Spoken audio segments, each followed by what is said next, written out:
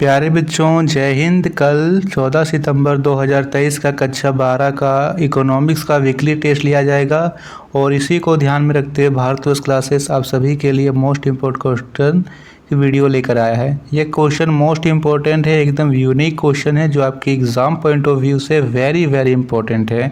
चलिए बच्चे स्टार्ट करते हैं। पहला प्रश्न यहाँ पे दे रखा है, किस बाजार में समान मूल्य पाया जाता है? पूर्ण प्रतियोगिता में, एकाधिकार में, अपूर्ण प्रतियोगिता में, इनमें से कोई नहीं। क्या होगा इसका सही विकल्प? तो इसका सही विकल्प होगा बच्चा ए, पूर्ण प्रतियोगिता में समान मूल्य पाया जाता है। ए विकल्प बिल्कुल सही उत्तर है। प्यारे बच्चों, आप सभी को वीडियो अच्छी लगती है तो प्लीज़ इस वीडियो को लाइक शेयर ज़रूर कीजिएगा और भारतवर्ष क्लासेस पर नए हैं तो सब्सक्राइब भी कीजिएगा। प्रश्न संख्या 2 पूछ रखा है, अपूर्ण प्रतियोगिता में विक्रेताओं की संख्या कितनी होती है? 1, सीमित, शून्य या असीमित। यहाँ पे है अपूर्ण प्रतियोगिता। अपूर्ण प्रतियोगिता में विक्रेताओं की संख्या सीमित होती है। इसी के जगह में आपको पूछ रखा होता पूर्ण प्रतियोगिता, तो उसमें विक्रेताओं की संख्या असीमित हो जाता। ठीक है, इस प्रश्न के लिए उत्तर बी बिल्कुल सही है। बाजार मूल्य पाया जाता है। वेरी इंपॉर्टेंट क्वेश्चन है बच्चा, ये क्वेश्चन मोस्ट इम्पॉर्टेंट क्वेश्चन है, आप सभी इसे पूरा ज़रूर देखिए। तो बाजार मूल्य पाया जाता है अल्पकालीन बाजार में, दीर्घकालीन बाजार में, अति दीर्घकालीन बाजार में, या इनमें से कोई नहीं। क्या होगा इसका सही विकल्प? सही विकल्प है ए, अल्पकालीन बाजार में बाजार मूल्य पाया जाता है। ए विकल्प बिल्कुल सही उत्तर है।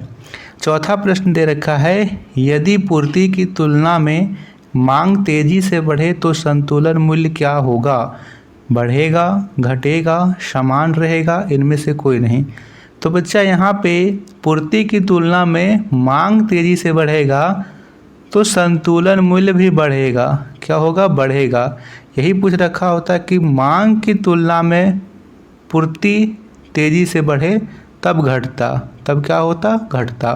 और यदि दोनों एक समान होगा तो संतुलन मूल्य भी समान रहेगा।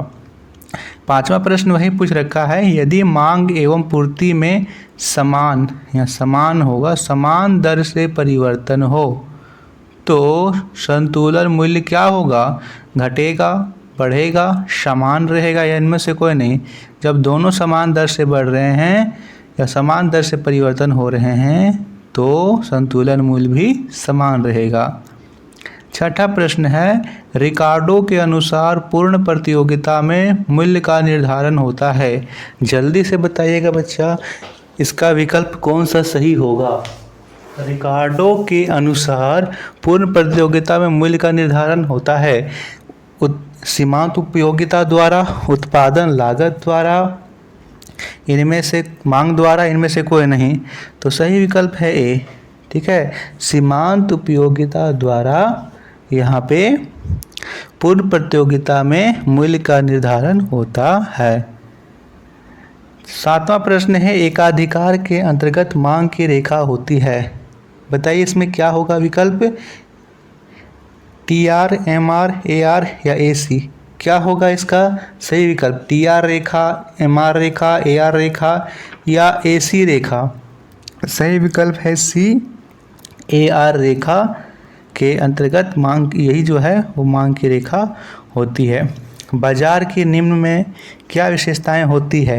एक क्षेत्र, वस्तु का एक मूल्य, क्रेता एवं विक्रेता की उपस्थिति, इनमें से सभी। तो बच्चा बाजार एक क्षेत्र के अंतर्गत होता है, इसमें वस्तु का एक मूल्य होता है और क्रेता एवं विक्रेता की उपस्थिति, यानी ये तीनों विकल्प सही हैं। ऑप्शन डी इसका सही उत्तर होगा। 9वां प्रश्न यहाँ देखेंगे तो बाजार का वह स्वरूप जिसमें एक ही क्रेता और विक्रेता होता है उसे क्या कहते हैं? एक ही क्रेता और एक ही विक्रेता हो, एकाधिकार, अल्पाधिकार, निषेधाधिकार या इनमें से कोई नहीं। तो उसे हम एकाधिकार कहते हैं, जिसमें एक ही विक्रेता और एक ही क्रेता हो, एकाधिकार। पूर्ण प्रतियोगिता में वस्तु का कीमत निर्धारण होता है मोल भाव द्वारा, पूर्ति द्वारा, मांग एवं पूर्ति द्वारा, इनमें से कोई नहीं। तो यहाँ पे होगा मांग एवं पूर्ति द्वारा। मांग एवं पूर्ति द्वारा पूर्ण प्रतियोगिता में वस्तु का कीमत निर्धारण होता है। ये भी वेरी वेरी इंपॉर्टेंट क्वेश्चन है। ये सभी क्वेश्चन आप सभी के लिए महत्वपूर्ण है। 11वां प्रश्न है AR बराबर MR बराबर MC है। तो यहाँ पे किस बाजार की विशेषताएं हैं? पूर्ण प्रतियोगिता, अपूर्ण प्रतियोगिता, इनमें से कोई नहीं। इसमें क्या होगा सही विकल्प? सही विकल्प है ए। ये पूर्ण प्रतियोगिता बाजार की विशेषताएं जहाँ पे तीनों बराबर हो। 12वां प्रश्न है एक पूर्ण प्रतियोगी फार्म को निम्नलिखित में से किसका सामना करना पड़ता है? स्थिर कीमत, स्थिर औसत आगम, स्थिर सीमांत आगम, इनमें से सभी। सही विकल्प होगा डी, इनमें से सभी।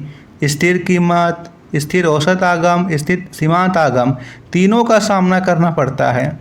13वां प्रश्न है एक फार्म का मांग वक्र पूर्ण लोचदार होता है, तो वह फार्म कैसा होगा? पूर्ण प्रतियोगिता, एकाधिकार, एकाधिकारी प्रतियोगिता, या इनमें से कोई नहीं। जल्दी से बताइए बच्चा।